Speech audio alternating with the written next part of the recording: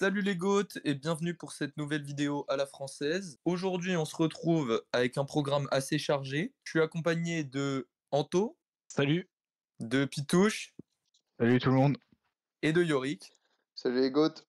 Et donc, on va s'attaquer à un programme, comme je l'ai dit, qui est assez chargé, avec tout d'abord la section habituelle des 2 points pro qui sera présentée aujourd'hui, non pas par Raph, mais par Anto.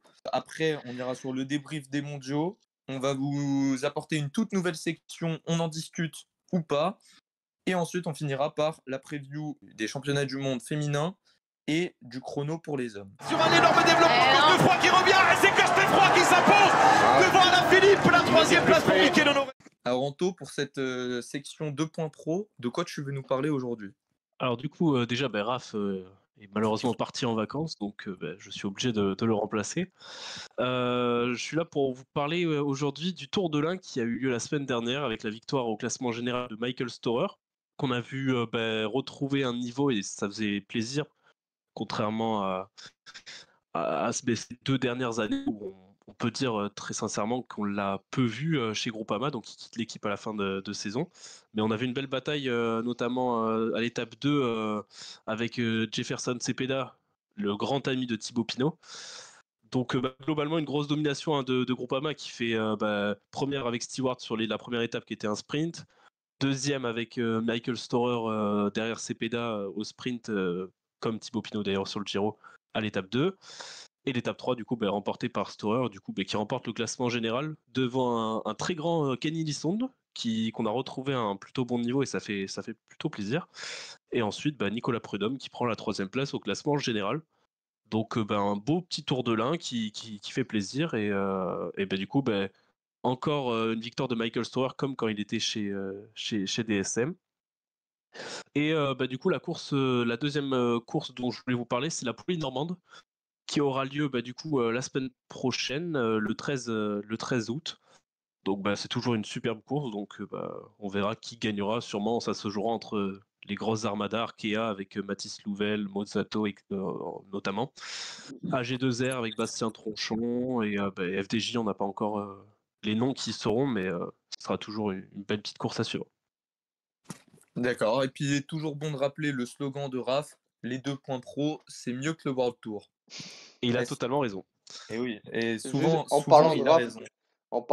juste, je crois que sur le Tour de l'Ain, t'as Villermo qui a fait une sale chute. Donc on lui souhaite quand même un prompt rétablissement avec pas mal de fractures et tout, je crois. Donc bon rétablissement à lui. T'as tout dit. Sur cette note un peu triste, on peut passer à quelque chose de plus gai. Allez, Nono! Allez, Nono! Thibaut Pinot remporte le Tour de France 2019. Ouais, c'est énorme! À savoir la course en ligne des mondiaux masculins, qui a vu Van Der Poel être sacré devant Wout van Aert et Tadej Pogacar. Un podium pas spécialement original, mais une course qui a quand même été très animée. Qu'est-ce que vous en avez pensé? Pitouche, tu peux nous donner ton avis? Bah ouais, niveau divertissement en tout cas, on se sera pas du tout ennuyé pendant cette course. Il s'est passé, enfin voilà, la course elle a explosé, il restait encore plus de 100 km. On voyait déjà un peloton composé à peine d'une vingtaine de personnes. Puis plus les kilomètres défilaient, moins il y avait de gens qui arrivaient à suivre. Ouais, parcours très très difficile, beaucoup de virages qui a pas plu à certains. Enfin, parcours beaucoup décrié, mais en tout cas pour les téléspectateurs que nous sommes, on aura vu plein de trucs. Et puis un Van Der Poel absolument impérial. Qui a écrasé toute la concurrence. Anto, Yorick, qu'est-ce que vous en avez pensé, vous?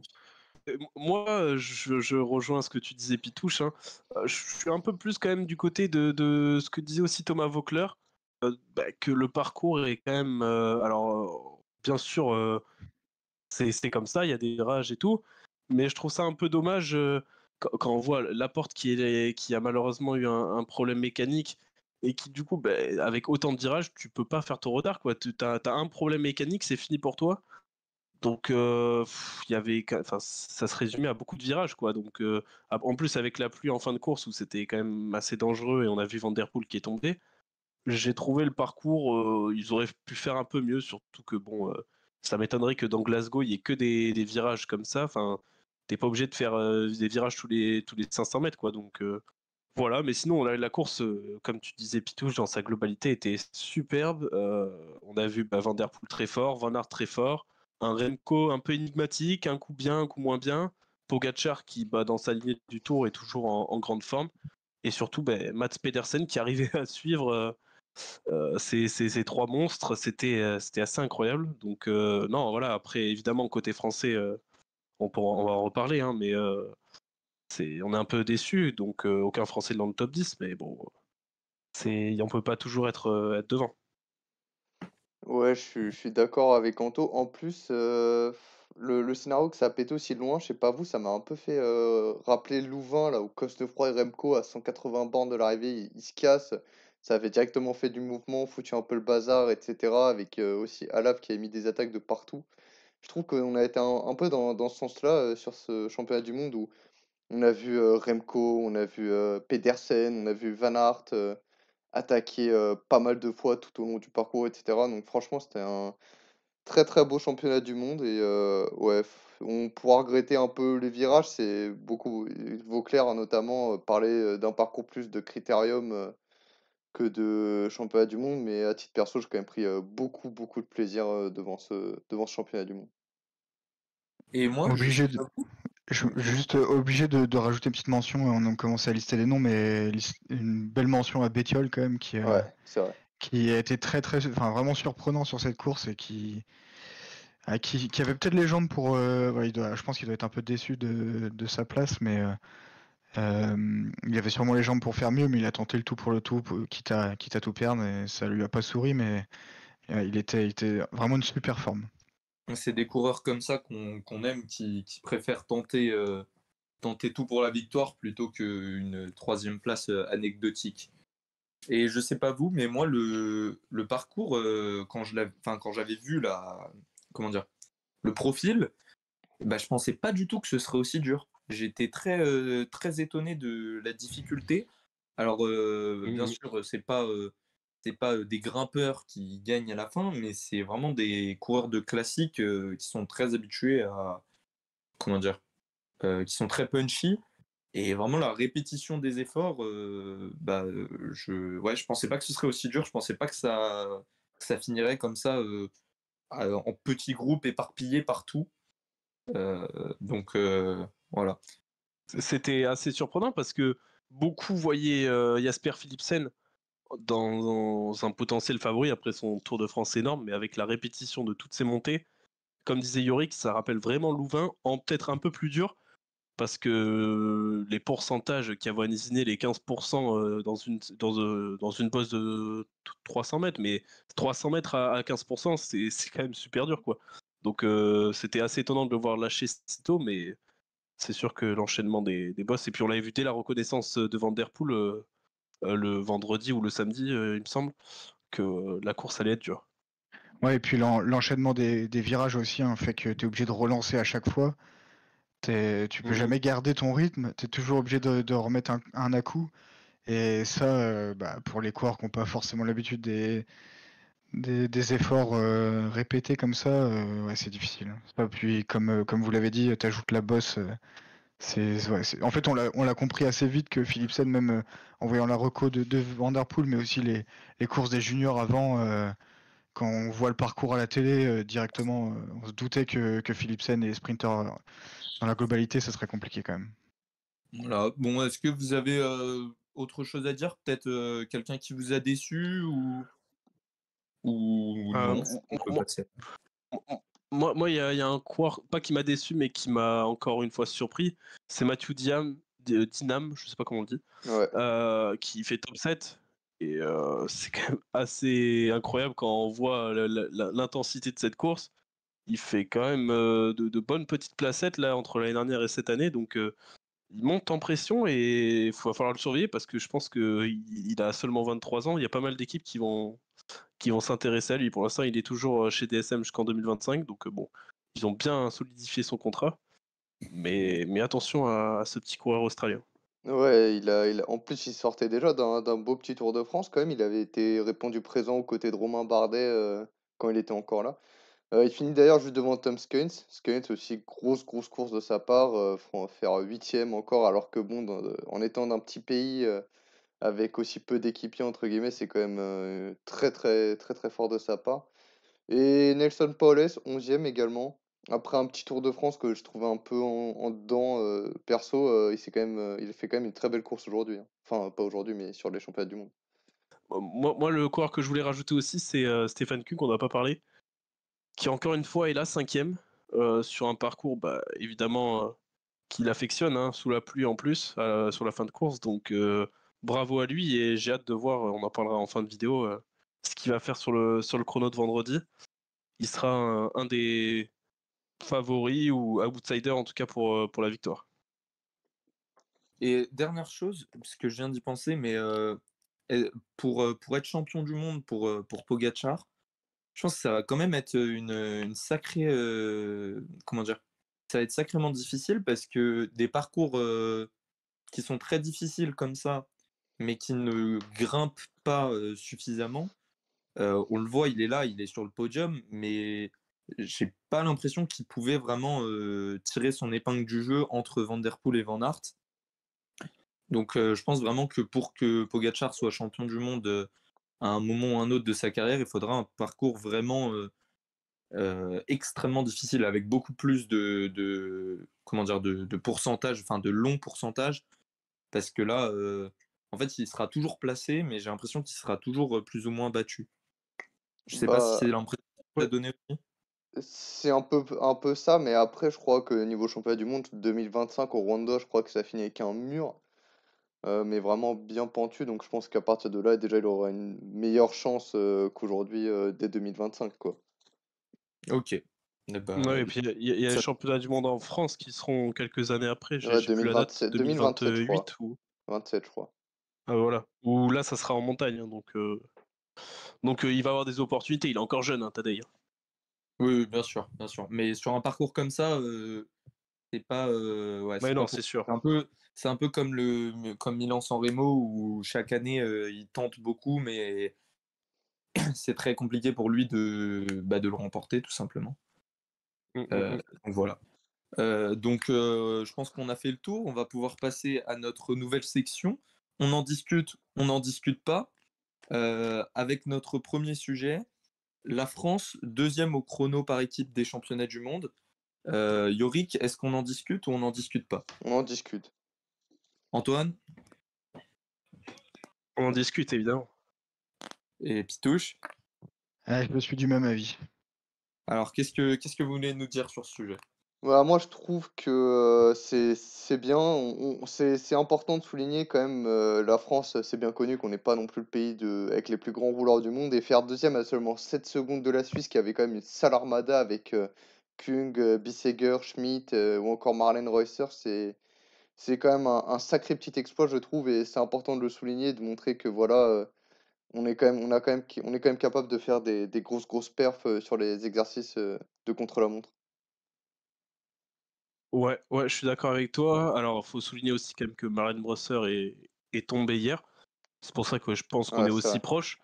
Et par contre, du coup, on est devant l'Italie, les Pays-Bas, l'Allemagne. L'Allemagne qui avait quand même une belle petite équipe, contrairement à ce que certains diraient. Steimle, Walscheid chez les hommes, c'est quand même pas déconnant. Et puis chez les femmes, il y avait des bonnes rouleuses.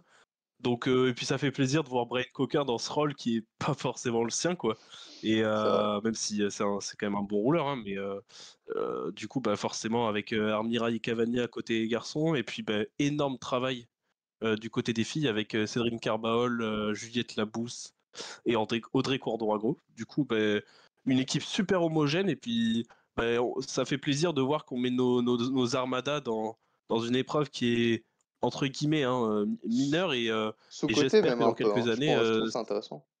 ouais, un peu, ouais, je trouve. Et puis moi j'aimerais bien voir cette épreuve plus souvent, pourquoi pas sur des Jeux Olympiques plus tard, parce Mmh. que je trouve que c'est un format qui est vraiment sympa à suivre, et comme tous les formats mixtes d'ailleurs, hein, que ça soit tout sport confondu, je pense au biathlon d'ailleurs.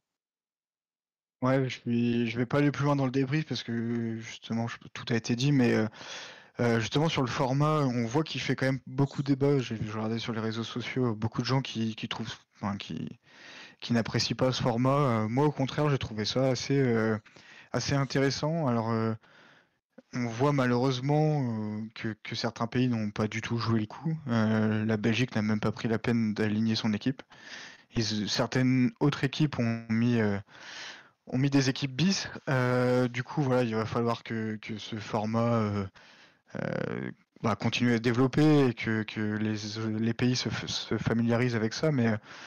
Mais ouais, moi j'ai bien aimé, j'ai trouvé ça sympa. Et sinon, deuxième point, c'est qu'on a vu quand même pas mal de chutes pendant ce chrono qui était sec, hein, si je dis pas de bêtises, il pleuvait pas.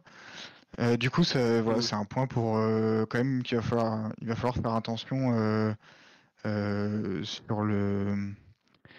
sur les chronos individuels, parce que j'imagine que ça doit reprendre au moins une partie du parcours. Je sais plus exactement, mais Ouais. en tout cas, voilà, donc voilà, c'est un point de méfiance. Je pense que tout le monde, de toute façon, tous les coureurs et coureuses ont regardé, mais voilà, il y a eu pas mal de chutes et du coup, attention aux chutes pour samedi et dimanche. Non, jeudi et vendredi, pardon. On passe à notre deuxième sujet.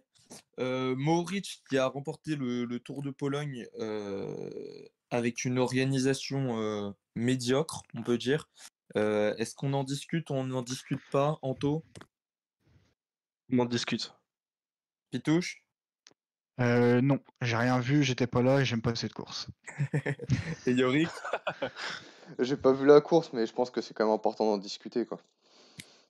D'accord, bah alors Anto, qu'est-ce que tu peux nous dire un peu de ce que tu as vu et ce que tu as aimé ou non?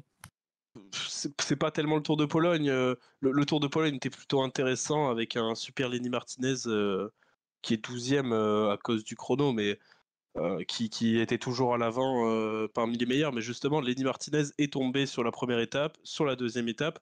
J'ai l'impression que le Tour de Pologne n'apprend jamais de leurs erreurs. Première étape, des conditions mais complètement folles, avec une pluie immense, des chutes partout, des cassures dans tous les sens. On voit à un moment, on a vu des images, mais totalement lunaires, de barrières qui étaient sur la route, des barrières de sécurité et de ligne d'arrivée. Hein, donc, il y a des fois, on se dit, mais cette course, qu'est-ce qu'elle fait encore au calendrier? Les drames ne suffisent pas. Il aurait fallu que Jacobsen meure pour que l'épreuve soit supprimée, je pense. Enfin, c'est assez incroyable et moi, j'en ai un peu marre de voir cette épreuve World Tour qui, je trouvais, très mal organisée. Alors, ça ne tient que mon avis, mais je trouve que cette épreuve ne mérite pas d'être World Tour quand on voit plein d'autres super courses, notamment françaises, qui ne sont pas World Tour et qui sont bien mieux organisées. Ouais, je suis complètement d'accord avec toi. En plus, c'est vraiment à chaque fois les mêmes en World Tour, tu vois que typiquement cette année, j'ai vu aussi sur les réseaux, etc., ça parlait beaucoup de bordures très longs, etc., mais t'as l'impression que le peloton était très très nerveux sur cette course, avec un bordel en fait quasiment vraiment du début jusqu'à la fin quoi, de la course, t'avais aucun répit. Et c'est pas forcément au niveau des grosses chutes, mais c'est vraiment des virages serrés, pas très larges à 200 mètres de la ligne, voilà, t'as as ce genre de truc. T'as les voitures, par exemple, là, on a encore eu un petit accident de voiture, où ça s'est rentré dedans, en plein milieu du Tour de Pologne. C'est des petits trucs comme ça, quoi, mais tu les vois pas sur les autres courses, en fait. Tu les vois que sur cette course-là, qui est censée être un World Tour et c'est clair que malgré l'accident de Fabio Jacobsen, il y a 3 ans, bah, tu vois pas d'amélioration en fait et je trouve ça, très problématique pour une course, qui est World Tour. Ouais. C'est ça, et en plus, ça me fait penser à l'arrivée d'une étape où bah, t'as les barrières, mais tu peux pas doubler. Donc en fait, t'as juste à faire ton effort à 300 mètres. T'as tellement des virages, c'est tellement serré que de toute façon, bah, on n'arrivera pas Ouais, à te remonter. Donc c'est l'étape que Almeida, je c'est crois, du coup, ne c'est gagne pas pas Maïka? parce C'est que Maïka qui l'a Mohoric gagne gagné, il me et que. semble, non? C'est pas Maïka, c'est Maïka, ouais, pardon. Franchement, cette course, je crois qu'on n'en peut plus. Hein. Même si Tim Merlier fait un super tour sur les sprints, et ça fait plaisir. Mais à part ça, franchement. Bah, à part ça, on peut quand même dire que Mohoric, enfin personnellement, même si c'est un coureur de Bahreïn, ça me fait assez plaisir de le voir. Il a été fort sur toutes les étapes. Il est toujours placé et ça fait plaisir de le revoir à un haut niveau comme ça avec sa polyvalence parce que sa saison a été assez moyenne pour ses standards. C'est mon avis en tout cas. Ouais, Avec il ses a bien fini le chutes, tour, hein. Il finit super bien le oui, tour. mais il a eu de nombreuses chutes Ouais, ouais, ouais. sur les. Donc bon, là, au moins, ça lui fait une victoire sur une course par étape World Tour, c'est quand même pas négligeable déjà dans une carrière. Donc voilà. Donc on va pouvoir passer à notre troisième sujet, les résultats sur piste des Français. Est-ce qu'on en parle, Pitouche? Oui, on en parle évidemment. Yorick J'ai pas du tout suivi, donc on n'en discute pas. et Anto? Ah, on en discute, évidemment. Alors qu'est-ce que tu veux nous dire par rapport à la piste, Pitouche? Déjà, si on reste sur le thème des Français, on va pas se le cacher, c'est un peu décevant ce qui se passe à Glasgow pour les Français. À titre de comparaison, l'année dernière, lors des mondiaux de Saint-Quentin, on avait eu 3 médailles en or avec Mathilde Gros en vitesse individuelle. On avait eu Marie-Divine Kwame en 500 mètres et Benjamin Thomas et Donovan Grondin qui avaient pris l'or aussi sur l'américaine. Là, voilà, on est toujours à la recherche de notre première médaille d'or. Notamment en vue des JO de Paris 2024 qui est quand même l'objectif principal.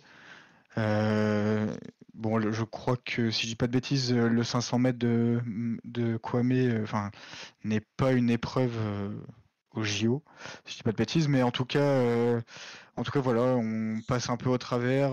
Mathilde Gros ne réussit pas ses mondiaux aussi bien que l'année dernière. Et nos cartes fortes, voilà, Benjamin Thomas réussit quand même à avoir une médaille d'argent sur l'Omnium, mais bon, le bilan global est quand même décevant et inquiétant, je pense, en vue des JO de Paris, même s'il y a le temps. Ouais, je suis d'accord avec toi. Notre satisfaction, c'est encore Alexandre Léoté qui, en paracyclisme, du coup, Ah pour les oui. Jeux paralympiques de l'année prochaine, est en superbe forme, encore 3 médailles d'or cette année, qui me semble est à 12 médailles d'or en championnat du monde, toutes compétitions confondues entre et piste et route. Ce gars est incroyable, franchement. Si un jour il a envie de venir en interview avec nous, ça serait extraordinaire.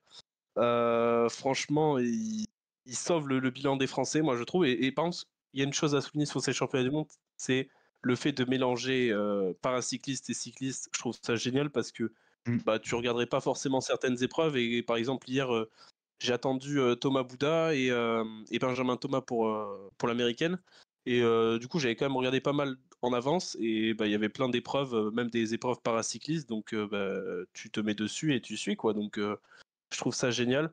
Et du coup, pour en revenir à Thomas Bouda et Benjamin Thomas, forcément une petite déception. Alors, vu que l'année dernière, c'était Donovan Grondin et Benjamin Thomas, c'était pas la même association, mais Thomas Bouda, quand on sait que il a axé sa saison uniquement sur cette américaine, sur cette course, et que on a trouvé, personnellement, moi j'ai trouvé Benjamin Thomas vachement en retrait. Il a quasiment fait aucun sprint. C'était Thomas Bouda qui faisait tous ses sprints. Donc un peu déçu forcément pour eux. Mais bon, ils ont encore un an pour se préparer. Je sais pas quelle doublette ils feront pour les Jeux Olympiques de Paris. Mais forcément, quand on est champion du monde en titre, on se doit d'être un tout petit peu déçu. À noter qu'il nous Et, reste quand même une petite chance avec. Je crois qu'il y a Sébastien Vigier qui est qualifié pour le Ouais. Keirin. Je crois. Il y a d'autres courses. Il y a la course au point homme, l'omnium femme et le sprint femme. Je m'y connais pas assez pour savoir si on a des grosses cartes à jouer sur ces courses-là, mais bon. Sébastien Vigier, hier en interview, il disait qu'il se sentait bien. Donc voilà, il y a une carte à jouer, même si il y a Lavrizen qui est encore là et qui va être dur à prendre. Ouais, il est vraiment chaud. Ouais. Eh ben d'accord. Ok. Ensuite, on a un petit sujet. Alors, vous allez me dire si vous voulez qu'on en discute ou pas. C'est le transfert d'Arnaud Démare chez Arkea. Yorick, est-ce qu'on en discute? Ouais, allez, on en discute. Anto? Allez, on n'en discute pas. Mais franchement, super recrue d'Arca, bravo. Et Pitouche? Ouais, je pense que je vais laisser Yorick faire un petit monologue là-dessus. Non, bah voilà, c'est rapidement pour dire que c'est un peu triste la manière voilà, dont ça se finit entre Desmar et Groupama. On s'attendait à ce qu'il parte à la fin de saison, mais c'est en fait dès le 1er août, il a quitté Groupama pour Arkea. Je trouvais un peu triste le message d'adieu de Groupama pour Desmar, un peu entre guillemets fade. Je m'attendais quand même à un peu plus de respect, de remerciement pour leur collaboration qui a quand même duré 12 ans. Tu as pu voir que côté Desmar, voilà, il a mis en avant tous les bons souvenirs, etc. Alors que Groupama est resté plutôt, je trouve, assez sobre, simple. Je trouvais ça un peu dommage. Mais sinon, c'est tant mieux que ça se termine, entre guillemets, puisque ça aurait été ingérable, je pense, pour la fin de saison côté Groupama. Et c'est une excellente nouvelle, voilà, pour Arca qui va pouvoir déjà commencer à préparer la saison prochaine dès maintenant avec Arnaud Desmar, peaufiner quelques détails, c'est vraiment une très bonne chose pour eux. Ok, et on va passer à notre dernier sujet de ce on n'en discute pas. C'est le relais mixte du VTT Cross Country, où la France prend la 2e place à 9 secondes de la Suisse. Est-ce qu'on en discute ou on n'en discute pas, Anto? On en discute. On en discute, Pitouche Ouais, on va discuter rapidement. et Yorick? On n'en discute pas, je connais pas du tout, j'ai pas suivi la course. D'accord. Donc Anto, qu'est-ce que tu peux nous dire? Qu'est-ce que tu en as pensé? Bah non, mais c'était sympa franchement de voir encore une fois une épreuve de relais mixte que je trouve super sympa, à l'image de ce qu'on a vu en chrono hier.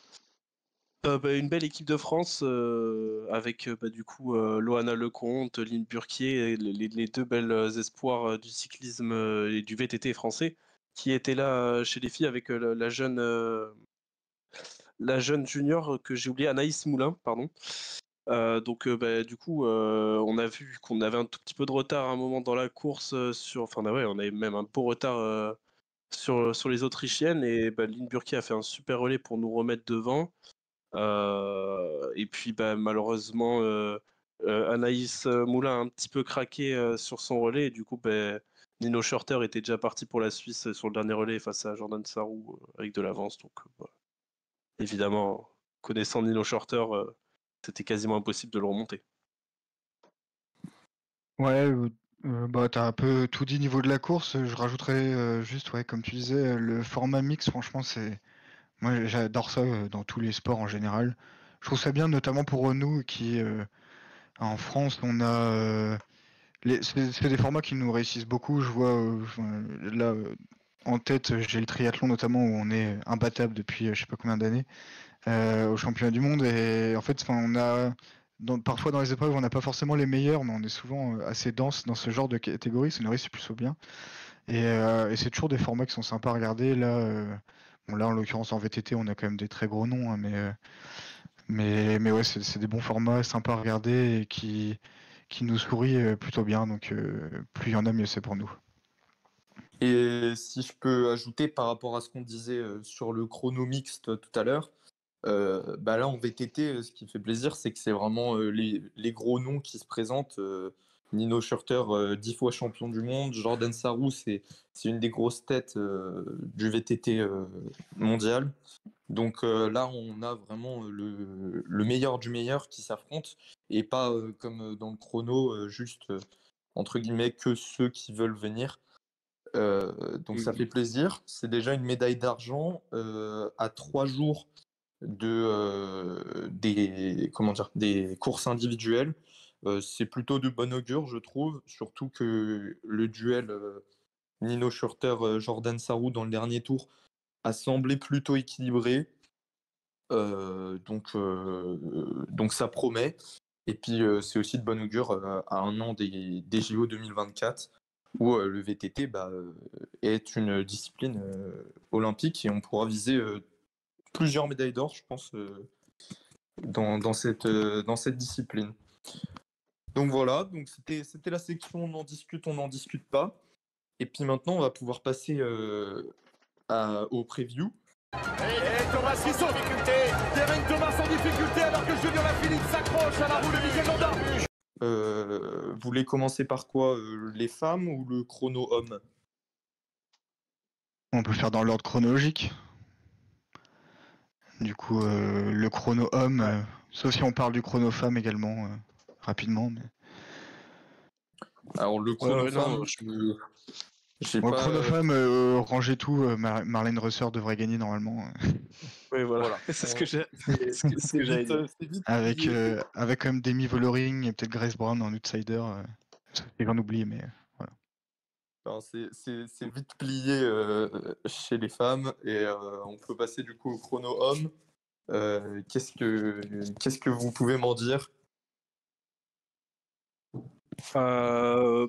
Forcément, hein, c'est toujours les mêmes noms qui reviennent dans le chrono chez les garçons. Filippo Ganna qui est pour moi l'immense favori. Attention à Stefan Kung qui a l'air en bonne forme et qui fait des bons chronos en ce moment, qui était pas mal, hier du coup, qui est champion du monde tout simplement. Après, évidemment Remco qui sera là, Van Aert, Pogacar, tous les gros noms sont là. Moi, je mets une petite pièce sur Rémi Cavagna que j'ai trouvé très bon là, que j'ai trouvé très bon du coup hier, pardon, sur le chrono par équipe, et également aussi sur le Tour de France. Donc j'espère un petit top 5, un petit podium pour Rémi, ça pourrait être magnifique. Alors, un podium, ça paraît difficilement quand même, difficilement envisageable, je pense.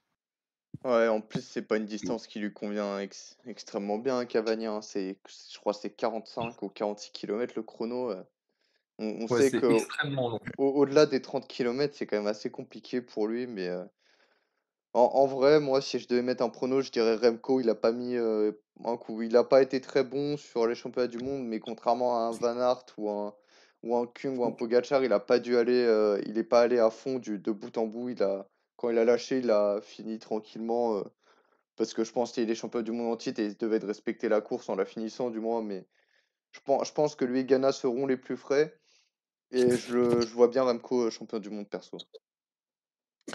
Quelque chose par rapport au parcours. Ça commence avec des très longues lignes droites. Donc ça peut... comment dire? Alors c'est bizarre à dire, mais ça peut quand même avantager Remco malgré le fait qu'il soit beaucoup plus léger que Ganna. Parce qu'on sait que quand ça commence à être beaucoup de virages, ça lui pose généralement problème. Je pense que la fin de parcours du coup sera plus à l'avantage de Ganna quand il rentre dans la ville. Donc faudra voir, il y aura un beau duel pour voir comment dire, quand est-ce qu'ils produiront leurs plus gros efforts. Est-ce que ce sera au début de la course? Est-ce que ce sera à la fin? Est-ce que ce sera linéaire? On verra, mais il y a un beau duel qui se prépare. Et je pense que Van Aert arbitrera ce duel et se placera à la deuxième place, comme à son habitude. Deuxième sur la course en ligne et sur le chrono, ce serait quand même joli de sa part, je trouve.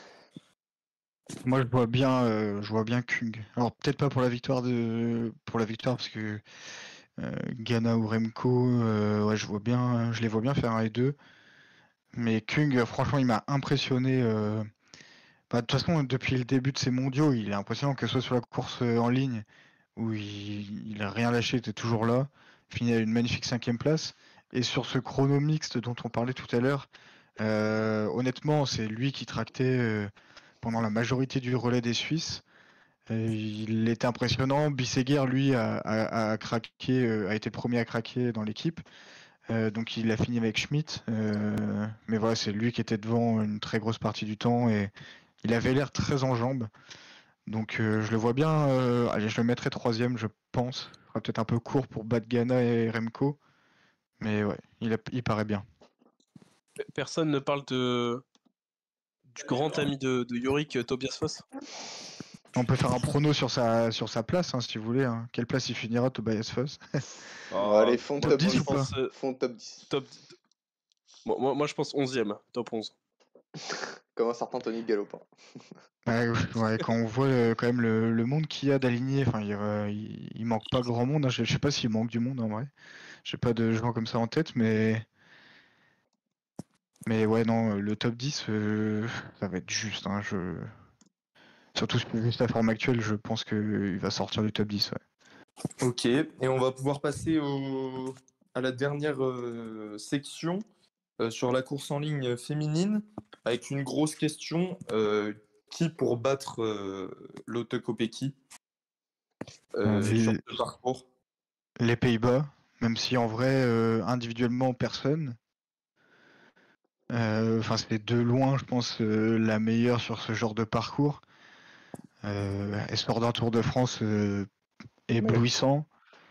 Là où elle est désavantagée, comme je disais, c'est au niveau de la composition d'équipe, où là, je pense que dans son équipe, il n'y a personne qui pourra rester très longtemps avec elle. Si ça part, en tout cas, comme si ça explose très vite comme les hommes, elle va très vite se retrouver toute seule, je pense.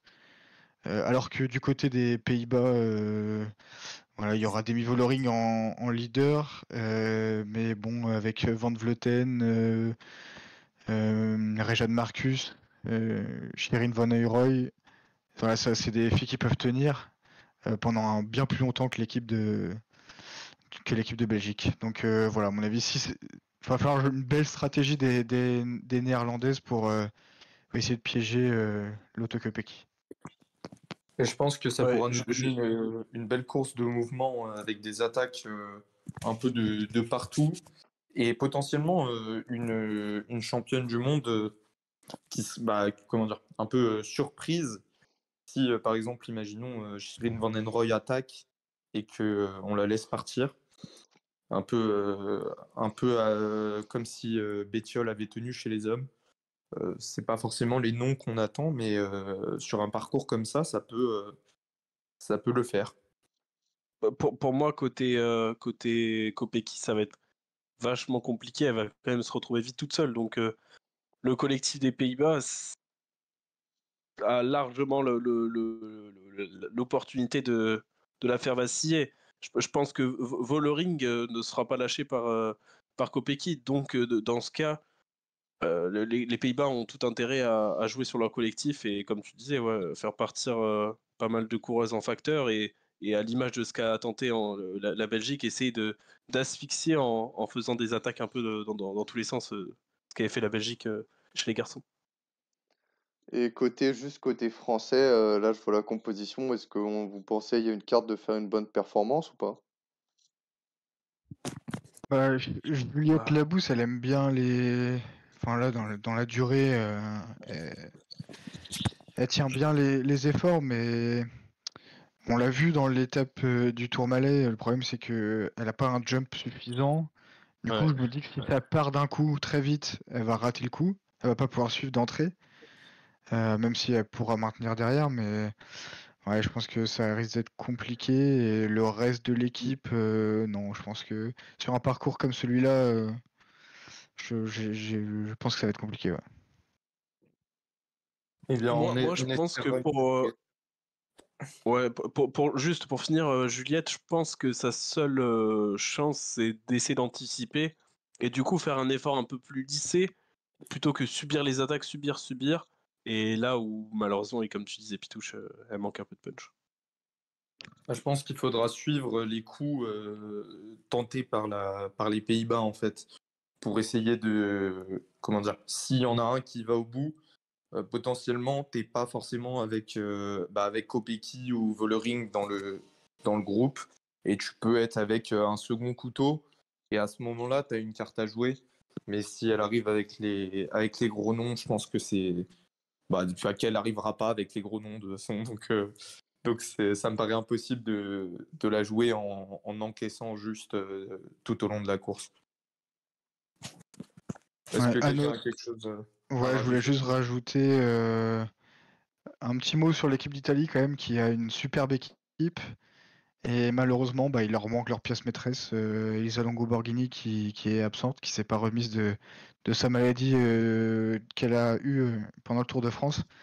Parce que voilà, quand on regarde les noms qu'ils ont avec Soraya Paladin, Sylvia Persico et Elisa Balsamo, voilà, il y a du très gros nom. Ça aurait pu faire une très très très belle équipe s'ils avaient leur leader, ce qui n'est pas le cas malheureusement. Donc bon, bah, ils vont devoir essayer de dynamiter la course peut-être pour pourquoi pas suivre des coups, soit suivre des coups des Néerlandaises comme le disait Yorick, ou alors bah, essayer même eux-mêmes de faire la course. Ils ont des mèches à envoyer, donc pourquoi pas. Voilà, je pense qu'on a fait le tour de tous les sujets qu'on avait pour aujourd'hui. N'hésitez pas à nous suivre sur les réseaux. Le Discord, Instagram, Twitter seront dans la description. On se retrouve très bientôt pour le nouvel épisode du Mercato. Vous pouvez d'ores et déjà voter pour les équipes dont on fera le Mercato idéal. Et Ouais, puis, votez dans l'onglet communauté, hein, c'est sur la page de notre chaîne. Vous allez un petit peu à droite, vous appuyez sur communauté. Et là, on vous a mis quelques noms. Et puis, de toute façon, dans les commentaires, vous pouvez aussi donner quelques noms. Et puis, abonnez-vous aussi. Hein. Et C'est aussi, juste au-dessus de l'onglet communauté. et merci aussi quand même pour l'engouement, parce que j'ai vu que ça fait plus de 1000 vues en à peine 2 jours. Je trouve ça assez incroyable. Donc, quand même, merci à tous ceux qui ont regardé cette vidéo et qui ont pu la partager, commenter, etc. C'est super cool de votre part. Merci, les gars. voilà. Salut les goths! Salut! Salut! Salut!